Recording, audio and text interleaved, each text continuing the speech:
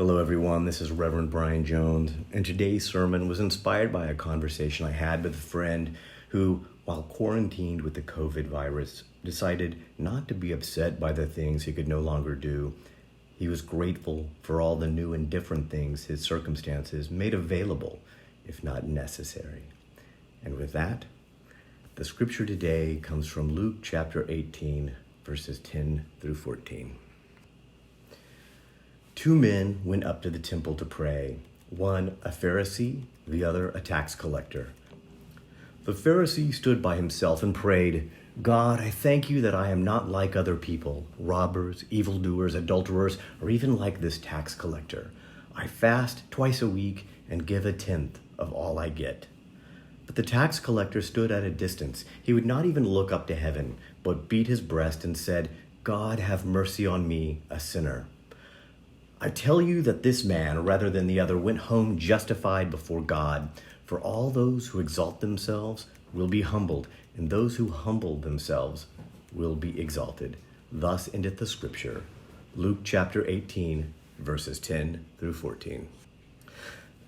Now I love this parable because despite its brevity, it contains a number of takeaway lessons for us. One of them is a wise reminder not to compare ourselves to others, especially when it comes to determining our standing in this world or the other. We need to, borrowing from Voltaire, tend first to our own garden. And there's also a reminder not to look at our standing in the world and then devalue ourselves like that tax collector, denying our divine nature and just inheritance. But this morning, I want to talk about the poor errant Pharisee. You've likely heard of the Pharisees, and if you're like I was, what you know of them is through the lens of the New Testament. And it's not a pretty picture. The Pharisee class was a prominent sect in Jewish society. And at the risk of being simplistic, let me say that they devoted themselves to living in the strictest accord to Jewish laws. Their interpretation of those laws and how they went about it was perhaps up for debate even during their time. But I think there's something to be said for someone who dedicates their life as a public demonstration of Jewish law or spirituality in action, right? But it's nothing to be proud of. Education, even spiritual education, may be the solution for a lot of problems, but in the absence of character, it will create other problems. There's a Talmudic saying that predates even the Pharisees by about 6 centuries. One who possesses both learning and character is like an artist with all tools at hand. And when we consider the Pharisee in Luke, whatever he's trying to build in the world, I think he's a few tools short of the job. Instead, it's the tax collector who has the self-awareness to see how he misses the mark.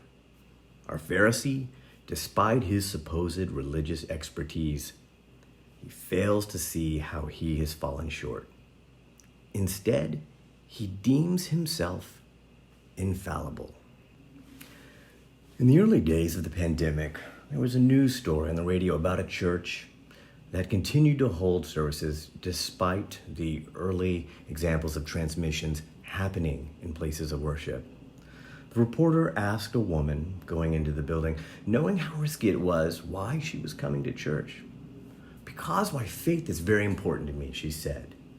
"But aren't you concerned about the possible spreading of the virus?" the reporter asked. "I am covered in Jesus' blood," the woman assured him. "But what if you gave it to someone else?" he countered. "I am covered in his blood," she fervently shot back. And that was the end of the interview.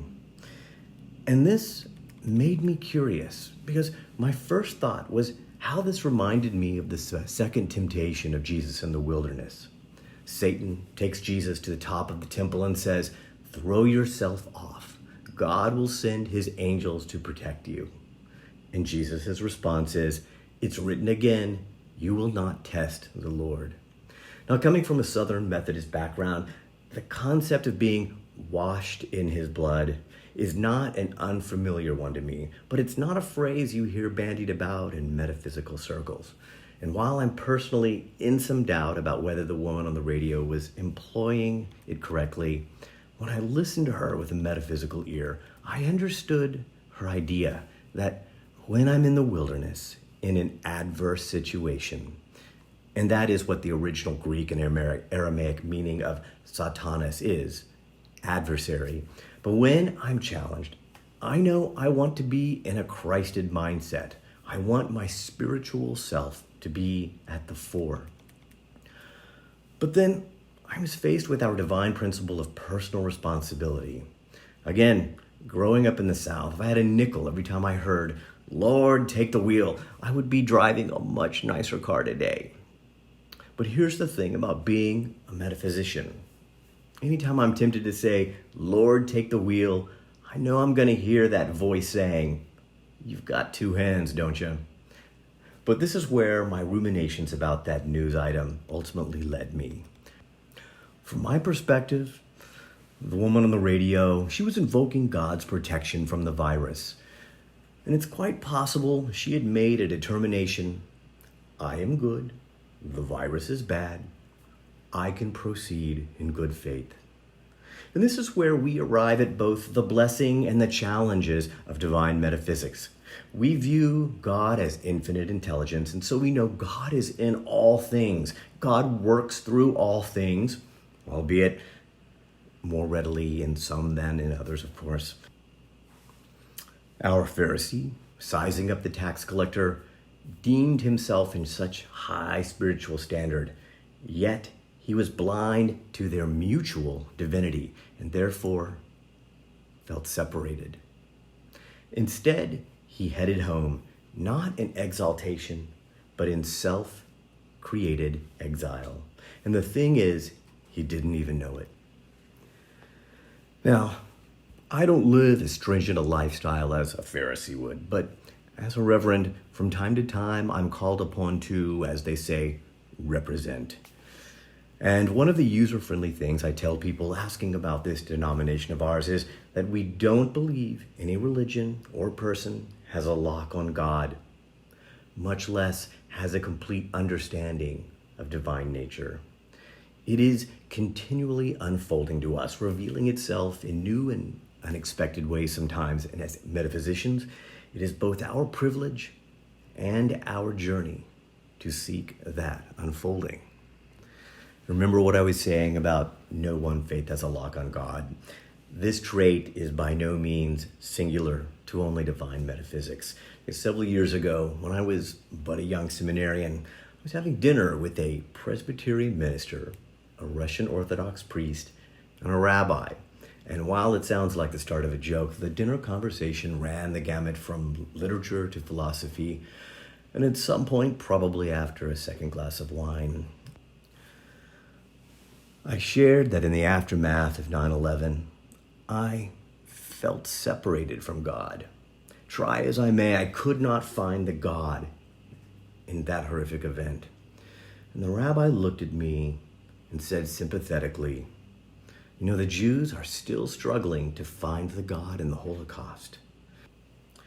And as difficult as it might be to see today in the midst of a pandemic and an intense civil conversation, divine intelligence is still and always is in motion.